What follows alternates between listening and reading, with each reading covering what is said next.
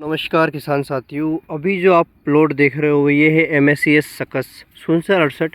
किसान साथियों, ये भी 120 दिन में कंप्लीट होने वाला गेहूं है और कहीं ना कहीं इस गेहूं को अपना पसंदीदा गेहूं मान सकते हो मेरा, क्योंकि एक तो ये 4 सिंचाई में कंप्लीट हो जाता है।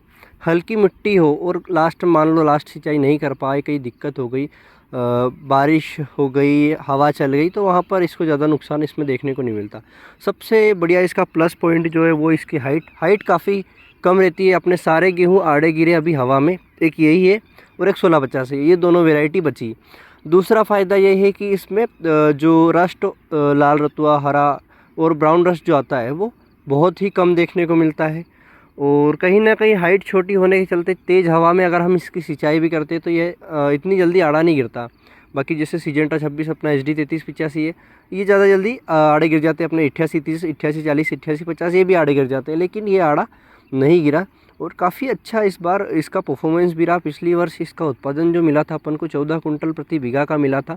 और किसान साथियों, हमारे जो बीघा है वो 100 कड़ी के है और 27,225 स्क्वायर फीट में हमारा एक बीघा आता है।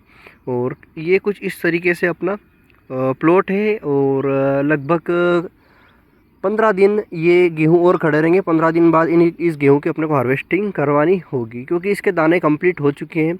और लास्ट में जब दाने भरा रहे थे, जब ओस गिरी थी, तो उससे हल्का फुल्का डिफेक्ट है। हल्की फुल्की जो बाली है वो काली है और हल्के फुल्के दाने हैं वो छोटे हैं, लेकिन ठीक है। कई किसानों के तो काफ़ी ज़्यादा नुकसान है। गेहूं पूर्णतः आड़े गिर चुके हैं। गेहूं खड़े कंडीशन में भी नहीं, अपने कम से कम गेहूं तो खड़े। कुछ इस तरीके से आपको गेहूं देखने को मिलेगा। अब किसान साथियों, मैंने आपको बोला था कि हम जो बुआई करते हैं, मैं जो बुआई करता हूँ वो 9 इंच पे करता हूँ। अब 9 इंच पे क्यों करता हूँ वो बताता हूँ। यहाँ पर देखो, आपको साफ जगह दिख रही होगी कि मान लो अगर तेज़ हवा चलती है तो आराम से यहाँ से हवा पास हो जाएगी। अब जब हम 5 इंच 6 इंच पे बुआई करते हैं, 7 इंच पे बुआई करते हैं, तो हवा पास होने के लिए जगह बिल्कुल भी नहीं मिलती गेहूं में। लेकिन अपने इस गेहूं के कंडीशन में यहाँ पर आपको अच्छी खासी जगह मिल जाएगी। मान लो अगर थोड़ी और तेज़ भी हवा चलती तो ये गेहूँ अपना आड़ा नहीं गिरता। क्यों नहीं गिरता? क्योंकि हवा पास होने के लिए यहाँ पे पर्याप्त जगह इसको मिल रही है। कहीं ना कहीं थोड़ी बहुत हल्की फुल्की हवा पास हो ही जाएगी। अब मान लो यही गेहूं में 6 इंच की बुआई करता तो यहाँ पर हवा पास नहीं होती और ये गेहूं आड़ा गिर जाता, भले ही इसकी हाइट छोटी है। तो कहीं ना कहीं थोड़ा सा उत्पादन अगर 40-50 किलो प्रति बीघा कम मिल रहा है तो यहाँ पर कुछ रेयर कंडीशन में अपना गेहूँ खड़ा रह जाता है और बच जाता है। तो यही अपना फ़ायदा यहाँ पर अपन को मिल जाता है। अब इस गेहूं में अपन ने जो सिंचाई करी थी वो 90 दिन की अवस्था में आखिरी सिंचाई करी थी। और यहाँ पर गेहूं आप देख सकते हो, कलर बहुत बढ़िया रहता है इस गेहूं का। लोगों का क्रॉस तो नहीं बोल सकते, लेकिन इसका चपाटी स्कोर काफ़ी बढ़िया है। इसमें जो पोषक तत्व होते हैं, प्रोटीन और इनकी मात्रा भरपूर मात्रा में होती है।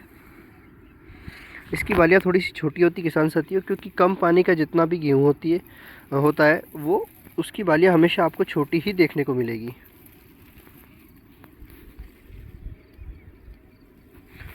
और किसान साथियों, कहीं ना कहीं अगर आपकी हल्की ज़मीन है, पिछले साल ऐसा हुआ था कि अपन 4 ही सिंचाई कर पाए थे इस गेहूं में, तो 4 सिंचाई के बाद भी इसने अच्छा उत्पादन दिया था।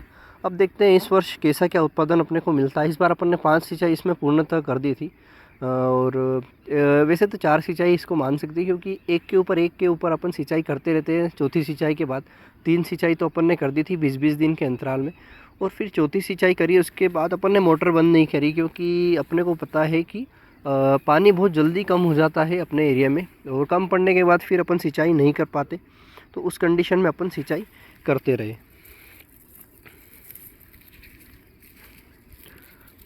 बाकी किसान साथियों, जैसा कि आपको पता है, अपन ने सिर्फ इसमें यूरिया ही डाला था, किसी तरह का स्प्रे नहीं करा, ना ही 05234, ना ही पोटास सल्फर या किसी अन्य चीज़ का अपन ने इसमें स्प्रे करा। सिर्फ यूरिया और DAP का अपन ने शुद्ध प्रयोग किया था। वैसे तो यूरिया के प्रयोग से ज़मीन ख़राब हो रही है, ये अपने को पता है, लेकिन अपने जो ज़मीन है वो यूरिया की आदी हो चुकी है, इसलिए अब यूरिया देना अपना एक मजबूरी बन गई है। बाकी किसान साथियों, अपना हमारे एरिया में लगभग 15 से 17 दिन बाद गेहूं की हार्वेस्टिंग शुरू हो जाएगी। और जैसे ही हार्वेस्टिंग शुरू होगी, मैं गेहूं का जो भी व्यवस्थित उत्पादन होगा वो आपको बता दूंगा।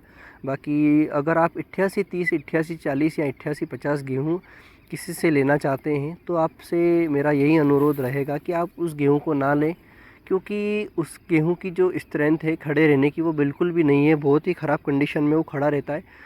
और अपना जो गेहूं है पहले जो हवा में आड़ा गिरा था, अभी उसके जैसे जैसे दाने चढ़ रहे हैं वो और आड़ा गिरता जा रहा है, हल्का हल्का जो बचा था वो भी आड़ा गिर रहा है। तो मुझे ये वैरायटी बिल्कुल भी नहीं जमी, क्योंकि 88-30 काफ़ी ज़्यादा मात्रा में आड़ा गिर चुका है। 88-40 भी खड़ा नहीं है, 88-50 भी खड़ा नहीं है। तो अगर तेजस के ड्यूरम वैरायटी में अगर हम देखें तो 88 जो 87-59 है अपना तेजस, पूसा तेजस, वो ही बेस्ट है। बाकी दूसरे गेहूँ अपन को नहीं इतने उचित नहीं लग रहे हैं जितना अपना ये वाला गेहूँ है। बाकी सुनसा 68 का भी प्लॉट मैंने आपको पूर्णतः बता दिया है, और इसकी जैसे हार्वेस्टिंग होगी मैं आपको व्यवस्थित वीडियो डाल दूंगा ताकि आपको व्यवस्थित पता चल जाएगी कि इसका उत्पादन कैसा क्या मिला। वैसे तो 1650 और ये दोनों गेहूँ अपन साथ में लाए थे। बाकी इस गेहूं का कम पानी में अच्छा उत्पादन मिल जाता है। 1650 को एक सिंचाई ज़्यादा चाहिए होती है। 1650 की जो बाली है वो लंबी होती है, इसकी बाली मोटी होती है।